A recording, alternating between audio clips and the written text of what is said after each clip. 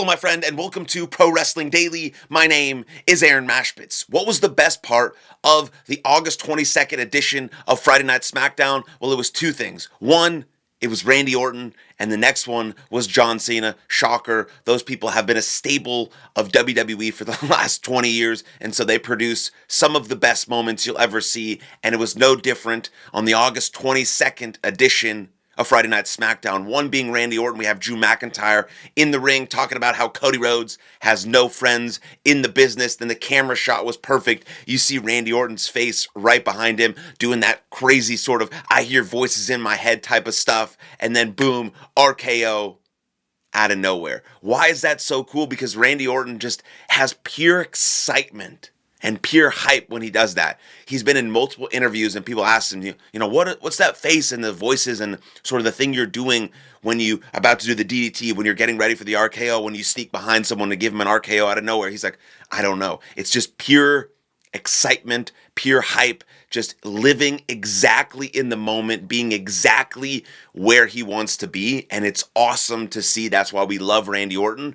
And in that instance, which is important for the sort of the future of WWE, in that instance, he had the back of Cody Rhodes. He was saying, Drew McIntyre, that's untrue. Cody Rhodes does have one friend left in this business, and it's me, Randy Orton. Boom, RKO out of nowhere, which extends sort of the idea that we're going to see a very, very, very intense Randy Orton, Cody Rhodes feud. I think that's going to be the feud that sort of ends Randy Orton's career. That's where he sort of rides off into sunset. But I've also really like to see Randy Orton win 17 world titles. He only has 14. John Cena now has 17. Ric Flair, we know, has 16. But I really think it's between Randy Orton and John Cena. And so, yes, we're going to see this intense feud between Cody Rhodes and Drew McIntyre, because I think Drew McIntyre is one of the best in the world. Then it's going to move into what we finally want to see, where we finally get their hands on each other in a meaningful way, is Randy Orton and Cody Rhodes. We're finally going to see that in a very intense way. And then the second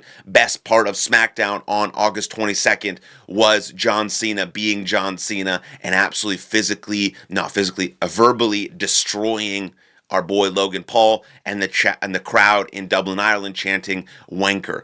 Logan Paul is definitely a wanker.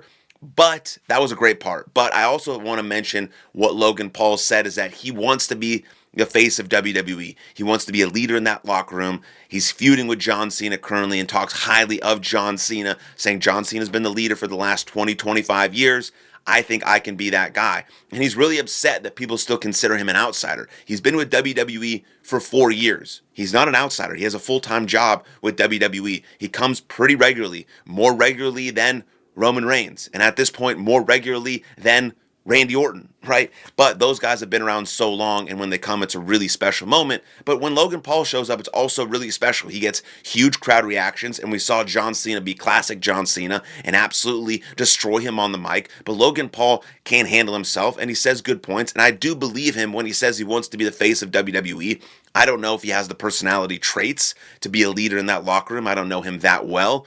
But someone's got to take that mantle when you have no more John Cena, when you have no more Roman Reigns, when you have no more Randy Orton, right? Maybe it's Gunther, maybe it's still Cody Rhodes, the quarterback, but there's got to be other guys who come up, who show people how it's done, who are a leader, who lead by example, and maybe that's Logan Paul. We'll see, but I'm excited for the Logan Paul-John Cena match. I thought those were the best parts of SmackDown. Everything else just sort of happened on the August 22nd edition of SmackDown. But one more important thing to mention about John Cena is he talked about the opponents he wanted to face in his last run. Now, we've been hearing from Triple H that sort of John Cena makes all his decisions. And people have been saying for John Cena's whole career, especially when people said he was Super Cena, that he picks his opponents, he picks everything, he does everything he wants, and Cena never doesn't get his way. This is not really accurate.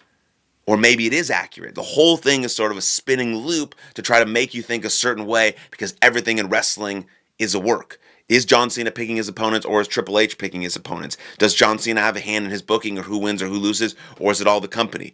You'll never actually know, because Triple H has stated, especially during this farewell tour, that John Cena has been picking his opponents and has been given free range to sort of do whatever he wants. They blamed it on the Brock Lesnar situation or R-Truth or all these sorts of things Triple H has put at the feet of John Cena. Now John Cena comes out and says, these are the opponents I wanted to face during my run, like Dominic Mysterio and AJ Styles, the Usos, Jacob Fatu, Seth Rollins. These are the guys that John Cena mentioned that he wanted to wrestle as his farewell tour, and he hasn't really touched any of those dudes. We'd love to see an AJ Styles. We'd love to see a Jacob Fatu, right? We'd love to see him with the Usos. We'd love to see him against Dominic Mysterio. That'd be amazing. Of course, we want to see him touch and work with Seth Rollins. That hasn't happened at all. He's been working with other people. Right now he's working with Logan Paul. Eventually he's going to work with Brock Lesnar. Maybe his career will be ended by Gunther, right? We saw him get to go with Randy Orton. We saw him get to go with CM Punk. Those were awesome. But there sort of seems to be like each guy seems to be throwing each other under the bus. Triple H is throwing him under the bus. Triple H or John Cena is throwing him under the bus to make you think that they're not working together. They are working together to make you think that there's some sort of feud that might be happening there because Triple H is going to return in John Cena's final match in the Gauntlet. No, I'm just kidding. That's not going to happen. But it's all part of the WWE process to make you think that something's happening, that someone has more say than another person. But it's all allowing you to think that everything that happens in WWE is a work. John Cena and Triple H are heavily working together. John Cena knows what decisions are being made, especially at this point in his career. Maybe he didn't so much when Vince McMahon was in charge and Vince just did whatever he wanted.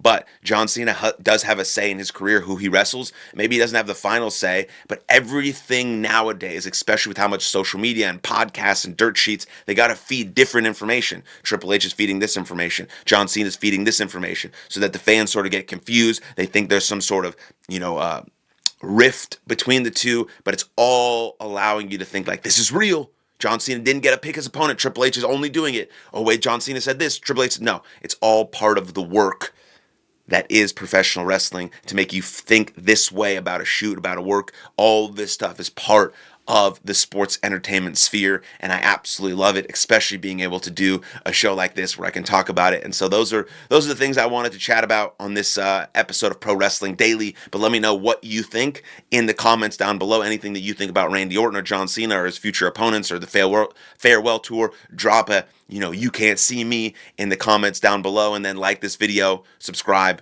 to the channel, and I'll see you guys next time. Lots of love. Cheers.